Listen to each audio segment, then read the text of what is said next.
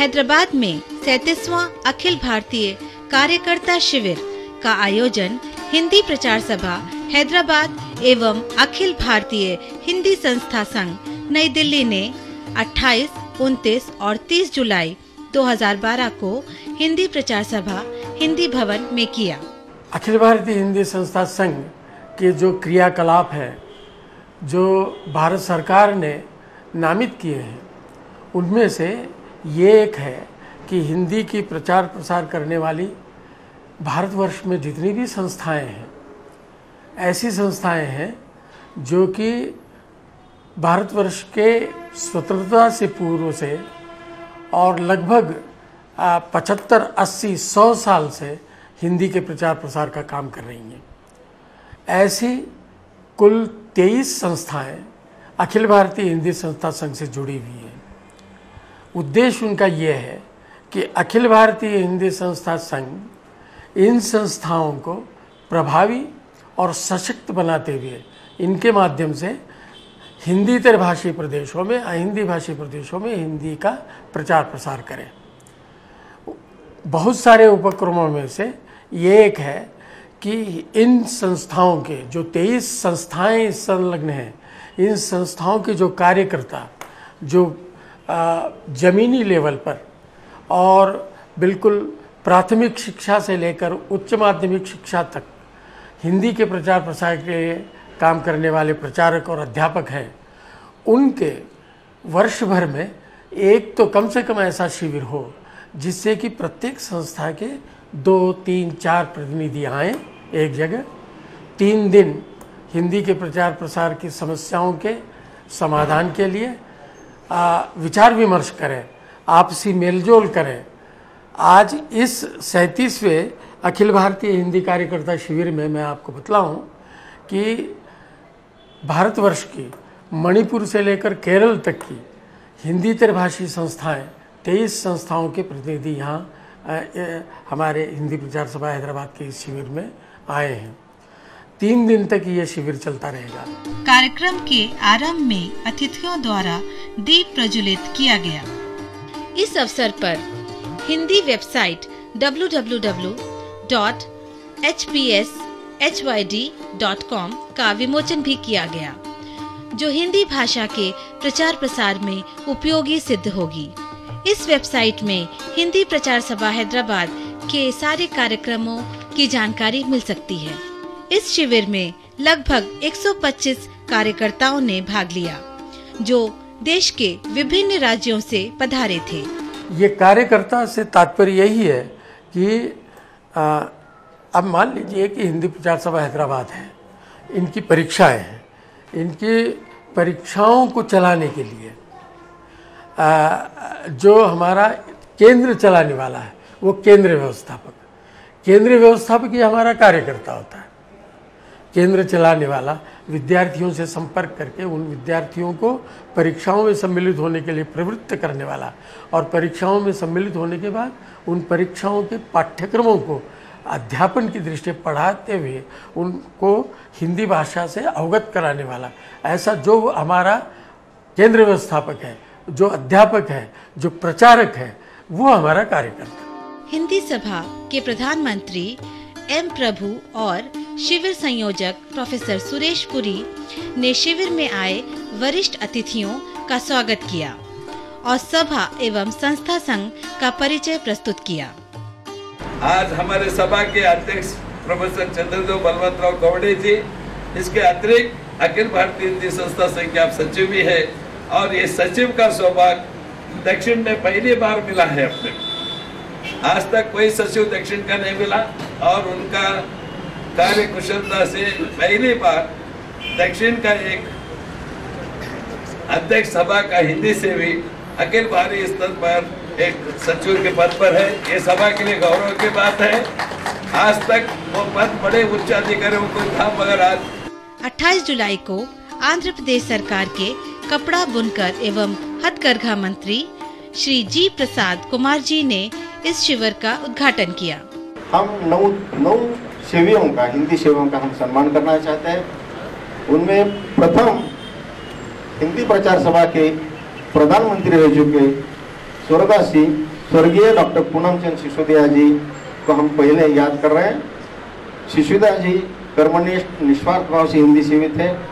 इन्होंने हिंदी प्रचार सभा हैदराबाद के प्रधानमंत्री और प्रबंध न्यासी के उच्च पदों पर कार्य किया है। इनकी कार्यशैली साधारण थी। कार्यकाल में हिंदी भाषा की अभिवृद्धि के लिए साथ बहुत बड़ा काम किया। डॉक्टर साहब काकतिया मेडिकल कॉलेज के प्राचार्य पद से निवृत्त हुए थे और आज उनका इस सम्मान हेतु उनकी धर्मपत्नी प्रतिभा जी को हम यहाँ आमंत्रित कर रहे हैं। मंत्री महोदय उनका सम्मान।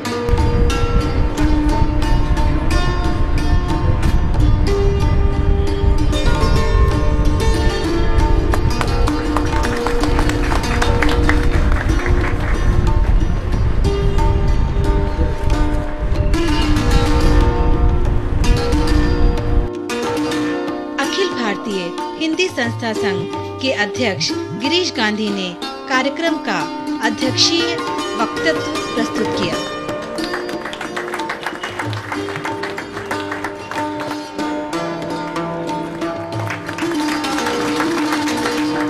यहाँ उपस्थित प्रमुख अतिथियों और वरिष्ठ अतिथियों में हैदराबाद के पुलिस आयुक्त अनुराग शर्मा, मेडचल के एमएलए के लक्ष्मण रेड्डी, डॉक्टर प्रदीप कुमार शर्मा, उप निदेशक केंद्रीय हिंदी निदेशालय चेन्नई, राकेश कुमार शर्मा, अनुसंधान अधिकारी केंद्रीय हिंदी निदेशालय नई दिल्ली, लेफ्टिनेंट कर्नल इकबाल करण, चेयरमैन धर्मवंत हिंदी शिक्षण संस्थान ट्रस्ट हैदराबाद और ढोडीराव जाधव, वाइस चेयरमैन हिंदी प्रचार सभा उपस्थित थे। इन 3 दिनों में उद्घाटन सत्र के बाद हम ऐसे हिंदी के जाने माने रचनाकार हों, लेखक हों, प्रवक्ता हों, अध्यापक हों, उनका एक मुख्य विषय देकर व्याख्यान करवाते हैं और फिर उसी विषय को लेकर जो कि हिंदी से संबंधित है, हिंदी के प्रचार प्रसार से संबंधित है, उन्हीं विषयों के लेकर चर्चा और उस पर विचार विमर्श भी करवाते हैं। इस प्रकार से 28, 29 और 30 जुलाई को हम 3 दिनों का ये शिविर यहाँ संपन्न करा रहे हैं। इसके मुख्य, जैसे मैंने आपसे कहा कि अखिल भारतीय हिंदी संस्था संघ और उसके अंतर्गत जो 23 संस्थाएं आती हैं उनमें एक हिंदी प्रचार सभा हैदराबाद है और दक्षिण की ये महत्वपूर्ण संस्था है, उसके माध्यम से ये शिविर कर रहे हैं। इस शिविर का एक और प्रमुख मैं विशेषता ये बतलाऊँ कि आज तक के 36 शिविर हुए हैं। 36 शिविरों में प्रतिनिधियों की संख्या इतनी नहीं रही, संस्थाओं की सहभागिता इतनी नहीं रही जितनी कि हिंदी प्रचार सभा हैदराबाद के इस शिविर में सहभागियों की संख्या है और इसमें 23 संस्थाओं के 50 प्रतिनिधि यहाँ उपस्थित हैं। इस शिविर को 4 सत्रों में आयोजित किया गया। द्वितीय सत्र का विषय था वर्तमान में हिंदी के प्रचार प्रसार की समस्याएं एवं समाधान। इसका संचालन डॉक्टर माधुरी छेड़ा ने किया, जो संपादक हैं हिंदुस्तानी जबान हिंदुस्तानी प्रचार सभा मुंबई की।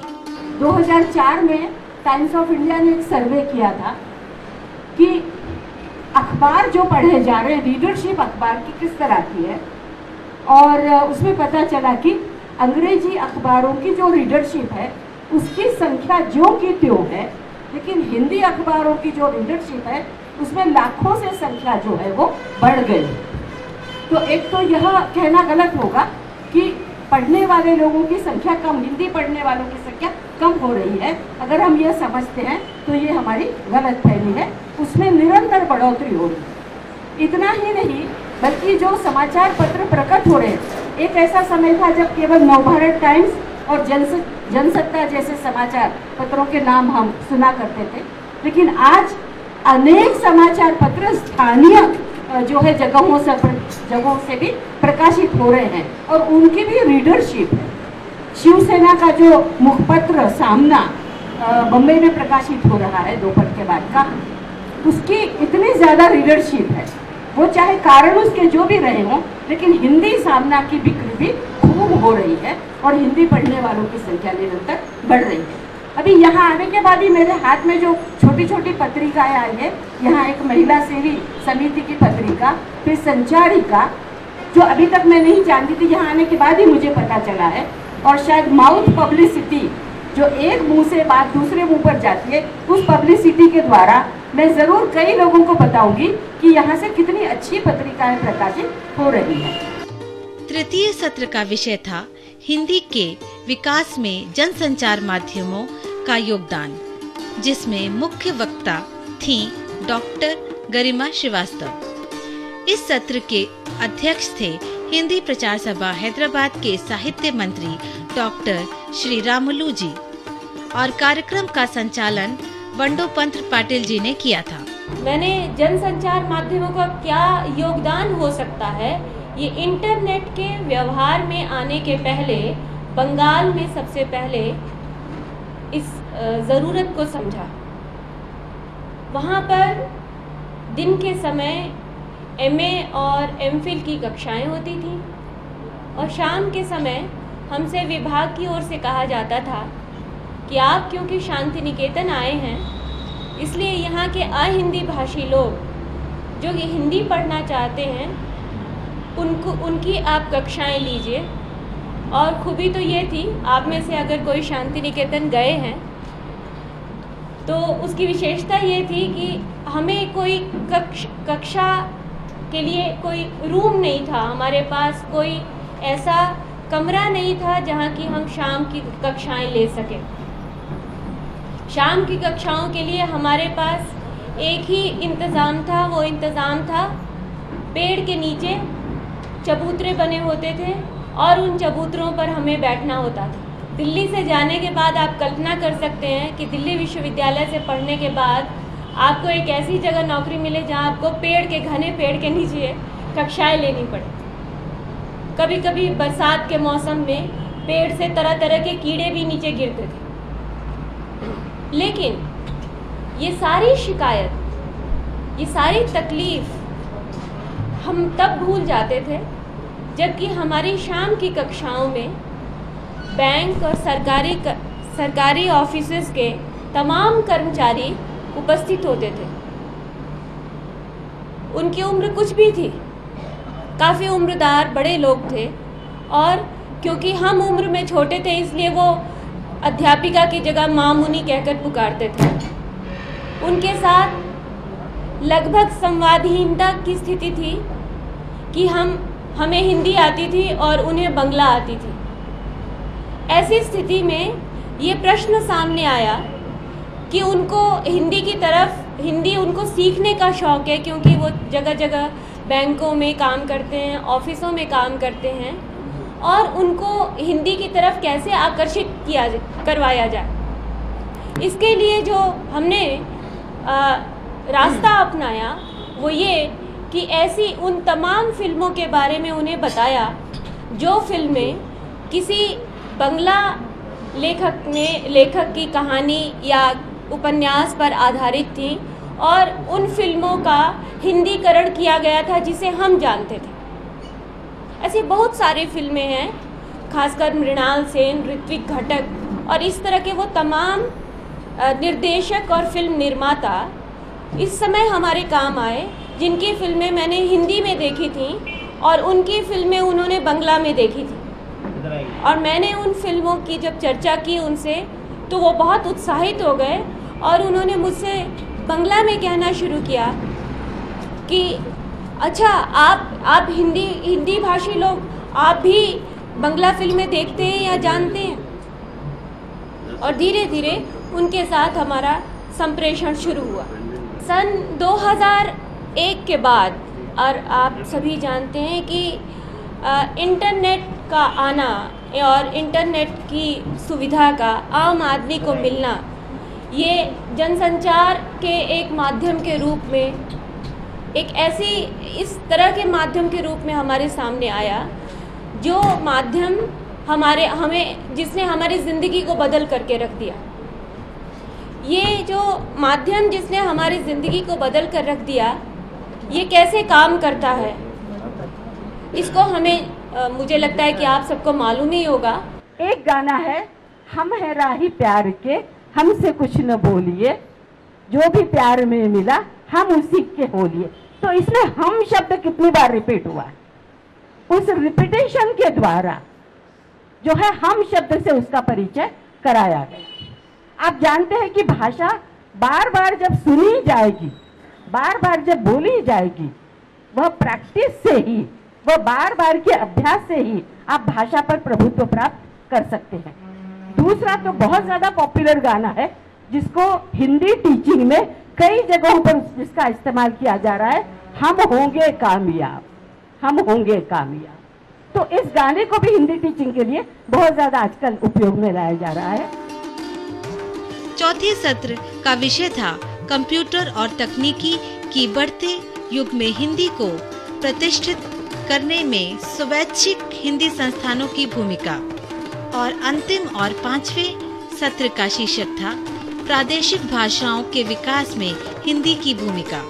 हिंदी प्रचार सभा हैदराबाद तो अपनी ओर से परीक्षाओं के माध्यम से, संगोष्ठियों के माध्यम से, कवि सम्मेलनों के माध्यम से, पत्रिका के प्रकाशन के माध्यम से हिंदी का प्रचार प्रसार तो कर ही रही है, लेकिन भविष्य में भी अखिल भारतीय हिंदी संस्था संघ ये जो सारी संस्थाएं हैं, इन संस्थाओं के एक प्रमुख एक कार्य रहा है कि परीक्षाओं का आयोजन करना।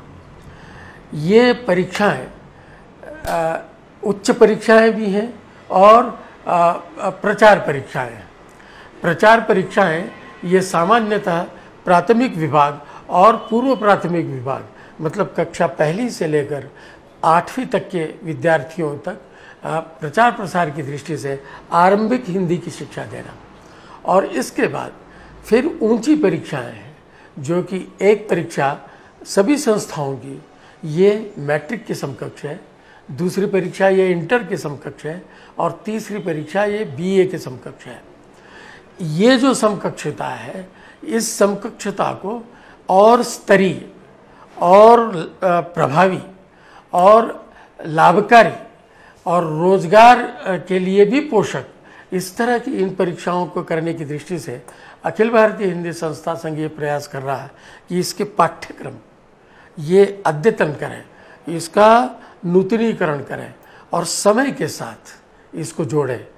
ये 21वीं शताब्दी का एक दशक समाप्त हो गया, दूसरा दशक आ रहा है जिसमें संगणक और संजाल और इस तरह तकनीकी शिक्षा के माध्यम से हिंदी का प्रचार प्रसार कितना अधिक हो, इसको जोड़कर जो हमारी परीक्षाएं चल रही हैं उसका पाठ्यक्रम बिल्कुल अद्ययावत करें। समय समय पर अखिल भारतीय शिविरों का आयोजन कार्यकर्ताओं के लिए बहुत ही उपयोगी होता है, क्योंकि जमीनी स्तर पर आने वाली समस्याओं का समाधान ढूंढने के लिए ये शिविर एक अच्छा मंच प्रदान करते हैं। ये सारी संस्थाएं अपनी अपनी पत्रिकाओं का प्रकाशन करती हैं, सबकी अपनी पत्रिकाएं हैं। इन पत्रिकाओं के माध्यम से हिंदीतर भाषी प्रदेश में नए नए लिखने वाले उनको एक मंच मिले। कोई उत्तर भारतीय पत्रिका हो तो वहाँ यहाँ का तेलुगु भाषी या मलयालम भाषी लिखने वाला उसको वहाँ प्रकाशित करने के लिए वो मंच नहीं मिलता। हमारी ये संस्थाएं अपनी पत्रिकाओं में यहाँ के नए लेखकों, नए कवियों, नए रचनाकारों को प्रोत्साहित करने की दृष्टि से उनकी रचनाओं को उन पत्रिकाओं के माध्यम से प्रकाशित करती है। तीसरे इसका आयोजन इस प्रकार का है कि स्थान स्थान पर हमारे जो प्रचारक हैं, हमारे जो केंद्र व्यवस्थापक हैं, उनको हम समय समय पर ऐसे ही शिविरों के माध्यम से, संगोष्ठियों के माध्यम से, सेमिनार्स के माध्यम से, काव्य गोष्ठियों के माध्यम से उनको हिंदी भाषा के अद्यतन स्वरूप से तो परिचित कराते ही हैं, लेकिन उनका उद्बोधन और प्रबोधन भी इस माध्यम से होता है, मेलजोल बढ़ता है और पूरे बिल्कुल पूर्वोत्तर अंचल से लेकर आज पूर्वोत्तर अंचल में हिंदी की जो स्थिति है और दक्षिण में जो हिंदी की स्थिति है, उस हिंदी की स्थिति में सुधार करने की दृष्टि से भी इन माध्यम से हम प्रचार प्रसार का काम करते हैं। इन शिविरों में पूरे देश से आए हुए कई गणमान्य विद्वानों के साथ वार्तालाप का भी एक अच्छा अवसर प्राप्त होता है।